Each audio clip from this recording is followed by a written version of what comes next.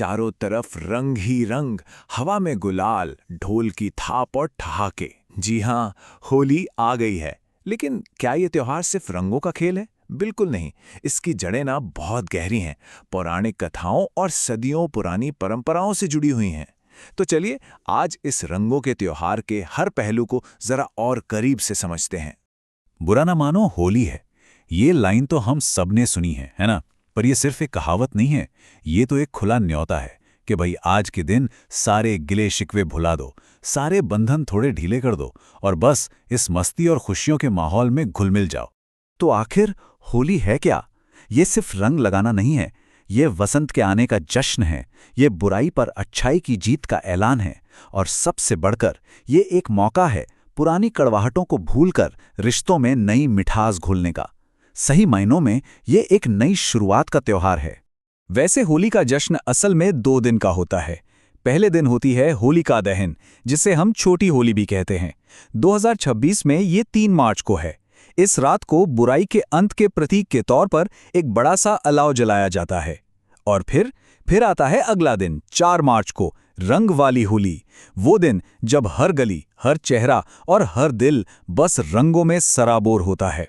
तो ये जो अलाव जलाया जाता है, इसका असली मतलब क्या है? आखिर ये आग जलती क्यों है?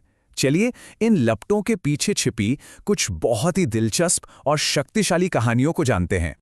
और देखिए, दिलचस्प बात यह है कि इस अलाव के पीछे की कहानी हर जगह एक जैसी नहीं है। उत्तर भारत में ये कहानी है भक्त प्रहलाद और उसकी बुआ होलिका की, जहां बुराई जलकर राख हो जाती है और अटूट विश्वास की जीत होती है। तो वहीं दक्षिण भारत में इसे कामदहनम के तौर पर मनाया जाता है, जो भगवान शिव और कामदेव से जुड़ी एक बिल्कुल अलग ही कथा है। तो कहानी चाहे जो भी हो, इन जलती हुई लपटों का सार एक ही है। ये इस बात का प्रतीक है कि हम अपने अंदर की सारी बुराइयों को, सारी नेगेटिविटी को इस आग में जला दें, ताकि एक साफ मन और नई उम्मीद के साथ हम वसंत और एक नई शुरुआत का स्वागत कर सकें। तो ये तो हुई क्यों की बात। अब आते हैं कैसे पर। रंगों वाली होली यानी रंगों वाला दिन आखिर मनाया कैसे जाता है? यकीन मानिए, ये एक ऐसा जश्न है जो हर सेंस को जगा देता है। जश्न का सिलसिला एक रात पहले होलिका दहन से शुरू हो जाता है। फिर अगली सुबह होती है रंगों की। लोग एक दूसरे को गुलाल लगाते हैं, पिचकारियों से भिगोते हैं, ढोलक की धुन पर जमकर नाचते गाते हैं और फिर शुरू होता है खास पकवानों का दौर। शाम को सब साफ सुथरे होकर दोस्तों और परिवार से मिलने जाते हैं, जहां शुभकामनाएं दी जाती हैं। अरे भाई, होली का मजा स्वादिष्ट पकवानों के बिना तो एकदम अधूरा है। जरा सोचिए, मेवों और मसालों से भरी वो ठंडी ठंडी ठंडाई, और हाँ, गुजिया, खोए और मेवों से भरी वो मीठी कुरकुरी गुजिया तो हर घर की शान होती है। साथ में पूरन पोली और चटपटे दही वड़े, ये स्वाद तो त्योहार का मजा दोगुना कर देते हैं। पता है, होली के ये रंग सिर्फ खेलने के लिए नहीं है, इनके गहरे मतलब भी हैं।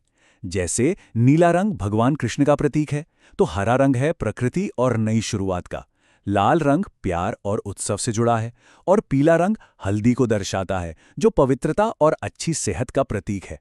अच्छा, अब जरा एक बहुत जरूरी मुद्दे पर बात करते हैं। आज के जमाने में होली मनाने के तरीकों के साथ साथ सेहत से जुड़ी कुछ चिंताएं भी सामने आई हैं, जिनके बारे में जानना हम सबके लिए बेहद जरूरी है। बाजार में जो सिंथेटिक केमिकल वाले रंग मिलते हैं ना, उनसे कई तरह की दिक्कतें हो सकती हैं। स्किन पर एलर्जी, खुजली और रैशेस होना तो बहुत आम है। और अगर ये रंग गलती से आंखों में चला जाए तो जलन और पानी आने की समस्या हो सकती है। यही नहीं, इन बारीक रंगों के पाउडर को सांस के जरिए अंदर लेने से खांसी या सांस की तकलीफ भी हो सकती है, खासकर उन लोगों के लिए जिन्हें अस्थमा है। लेकिन घबराने की कोई बात नहीं है।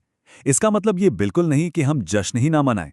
बस थोड़ी सी समझदारी और कुछ आसान सावधानियों के साथ हम एक सुरक्षित और मजेदार होली का पूरा आनंद ले सकते हैं। तो होली खेलने से पहले एक छोटा सा सुरक्षा कवच तैयार कर लिया जाए। सबसे पहले तो अपनी स्किन और बालों पर नारियल या कोई और तेल अच्छे से लगा लें।